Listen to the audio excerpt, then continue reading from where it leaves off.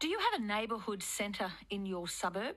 Have you popped in to one for help with something? They were vital for families during the recent flooding events. In fact, local neighbourhood centres have supported over 2.4 million visitors last year, helping with everything from disaster recovery and social isolation to now the soaring cost of living. Now, to keep up with that demand, Neighbourhood Centres Queensland says the state government needs to increase funding to the state's 155 centres. They're making that plea ahead of the state budget. Yeah, well, the Yeronga Community Centre, you might remember, opened as a flood recovery hub after the 2011 floods, and boy, they've been busier than ever. Melinda McInturff is from the centre. Melinda, good morning. Good morning, Craig and Loretta. How are you today? Good. I know how busy you've been over the years there at the centre. Who is coming to you for help now? It's a real wide range of people that attend our centre, from people who we've never seen before with, as you said, around the rising cost of living.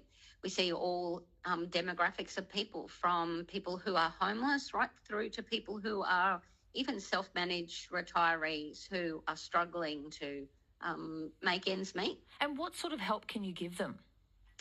Our centre is a community development organisation who helps people in all kinds of areas around social isolation, around food, around volunteering, as well as just connection with community. So right now, as I'm speaking, about 10 metres away from where I am, there's about 50 people having breakfast.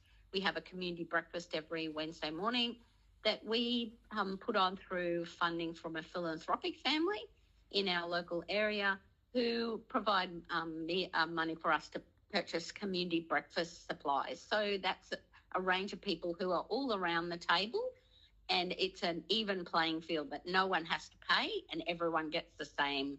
You know, you can choose what you want from the table. Yeah, you talk about that funding. As Craig just said, Neighbourhood Centres Queensland says the state government needs to increase funding to neighbourhood centres. Do you get any funding at all from the government? Yes, so we're one of the lucky, one of the 128 neighbourhood centres in Queensland that gets funded. There's actually 27 that don't get any funding from from the Queensland government. But where our funding, the increased community demand on us, increases the expenses at the centre. Neighbourhood Centres Queensland are asking for $7.3 million from the Queensland government for expansion. We're seeing cost of living is through the roof. People are turning to us every day for food, for support, even just people coming in and using our internet. We've seen a large increase of people that are going, I can't afford to have the internet, or I can't afford to have internet on my phone anymore. So they'll come in and use that in our centre. And that increases our cost at our centre because we have staff that work here in different programs, and we have to increase the bandwidth on our centre because of that. Melinda McInturff is from the Yeronga Community Centre. Now, Melinda, what about you helped so many people during the floods, both in 2011 and 2022. How are those people now? We are still working with hundreds of people every week around flood recovery. The state government funded a program that's called Resilient Home Funds, and we're helping people navigate that system.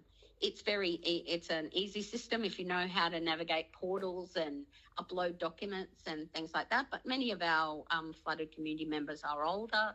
They are from non-English speaking backgrounds, or they just don't, they can't follow the system with that. So our team here helps people. But the thing about neighbourhood centres is that we're always the first ones that are expected to be on the ground when a disaster hits, and we're expected to be with our community long after, like we are now.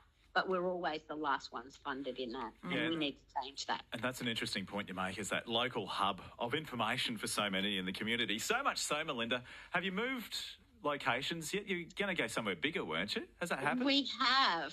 In 2017, we had an election promise for a building to be purpose-built for us. Yeah. We've moved 8 times since we started in 2011. Goodness. Because we didn't have a secure premises in, a government-funded building. So thanks to the help of Mark Bailey and the Palaszczuk and the Miles government, we have secured our building at Yeronga. And I call it the Taj Mahal because I've worked in lots of community centres since I started in 2011 that have been really average. We renovated a building just down the street from here that we picked up over 300 needles from the premises when we moved in there. Yeah. So, but that showed community resilience where we took a building that no one wanted anymore and turned it into something that now is a beautiful building in our community. Okay, so Yeronga there. What's your address now? So we're at 62 Park Road at Yeronga. Come visit us. We've got our grand opening on the 30th of May from 9 till 12. We'd love everybody who has been part of our community centre or is interested in seeing what we do. We're for everyone in our community. Most people think that community centres are for the most vulnerable in our community, but that can mean anyone. Any person can walk through our door. We have lots of volunteer opportunities.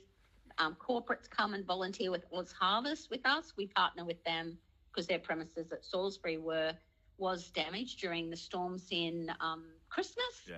And so they've been using our premises here to run their corporate volunteering program here. Wow, okay. So without our new centre, we would never have been able to have that partnership with them. The Taj Mahal of neighbourhood centres. You'll find it in Yeronga.